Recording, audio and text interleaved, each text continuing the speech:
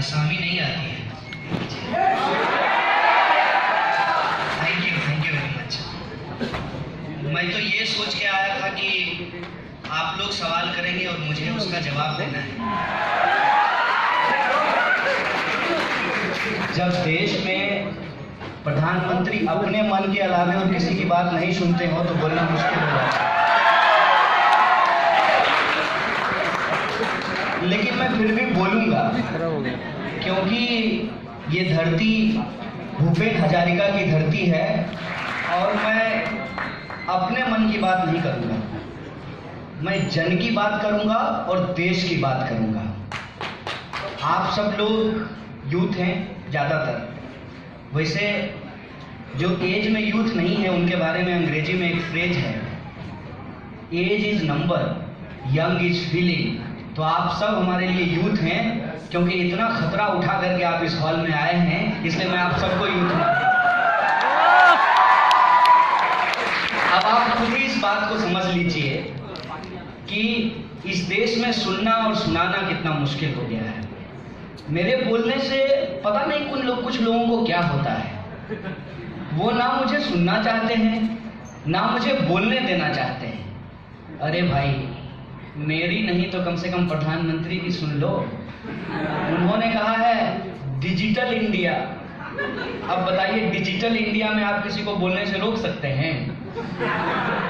ध्रुव राठी विदेश में बैठ करके बोल रहा है और हम देश में आकर के गुवाहाटी में नहीं बोल सकते हैं। ये कैसी परिस्थिति है? आप मुझे जितना रोकेंगे मैं उतना बोलूंगा। इस बात को आप अपने दिमाग में डाल लीजिए। आप लोग वो न्यूटन का थ्योरी पढ़े होंगे कि जिस चीज को हम जितना दबाते हैं वो चीज उतने तेजी से अपोजिट डायरेक्शन में ऊपर उठ करके आता है। आप जिसको दबाने का प्रयास करेंगे वो उतना ही भूलेगा। अगर भरोसा नहीं है तो राफेल डील का उदाहरण हमारे सामने है, आप देख लीजिए। राफेल डील को ये जितना दबाने का प्रयास कर रहे थे उतना ये मुद्दा जो है बार बार हमारे सामने आ रहा था, लेकिन नहीं बोले।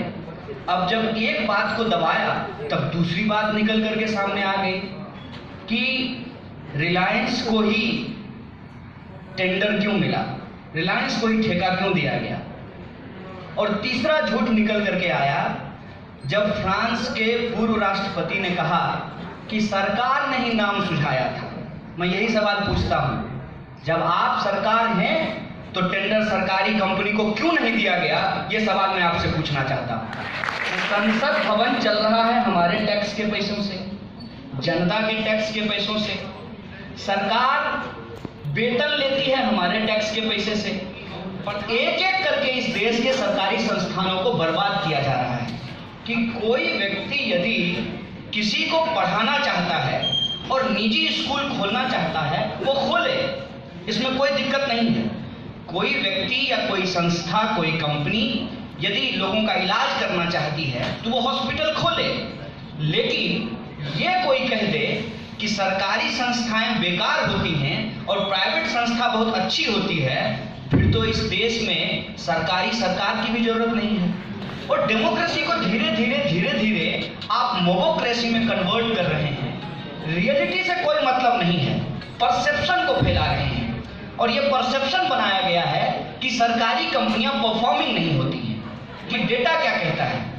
देश की top hospital all India institute of medical science, AIIMS, अभी तो प्रधानमंत्री जी बोले थे कि 15 एम्स बनाएंगे।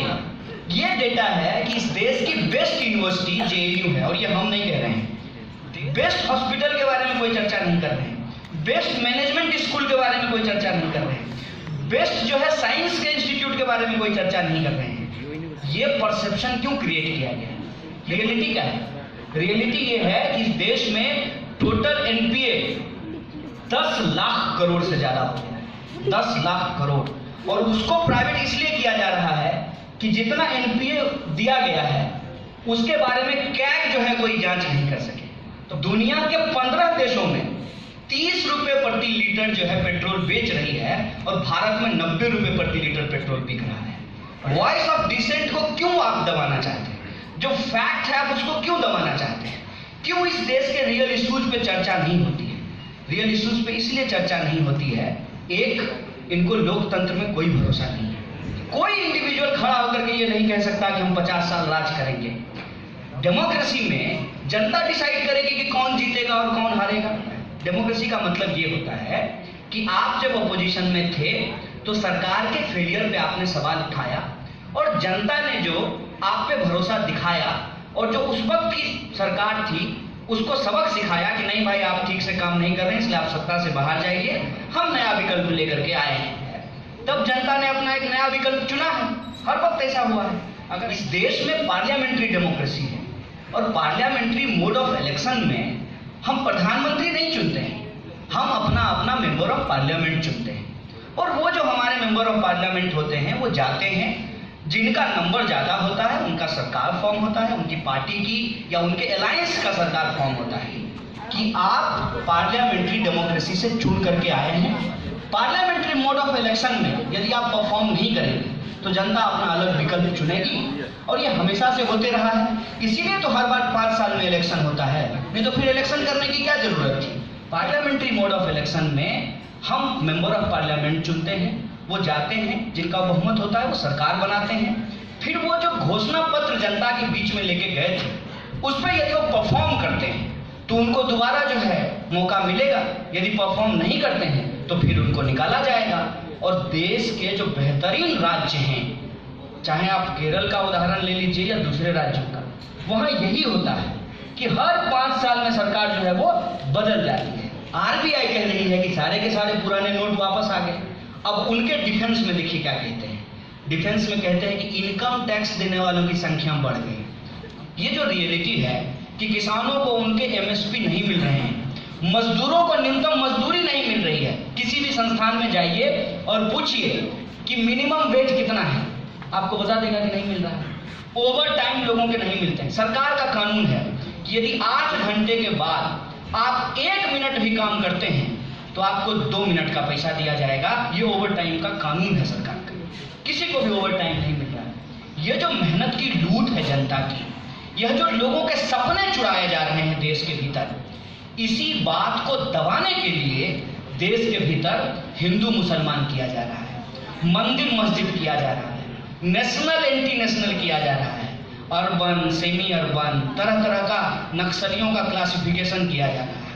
अब एक बात मुझे बता दीजिए, आपसे हम सवाल पूछ रहे हैं, बतौर नागरिक सवाल पूछना हमारा अधिकार है और सवालों का जवाब देना आपकी जिम्मेवारी है लोकतंत्र के भीतर। हम पीएचडी कर लिए हैं, हम why they can't, it is a democratic right और यह रिस्पॉन्सिबिलिटी है। Being a journalist, being a academician, being a activist, being a common citizen of this country, if something is not happening good for the country, इन्हीं शब्दों के साथ मैं अपनी बात को खत्म करता हूं। शुक्रिया। इनकलाब जिंदाबाद।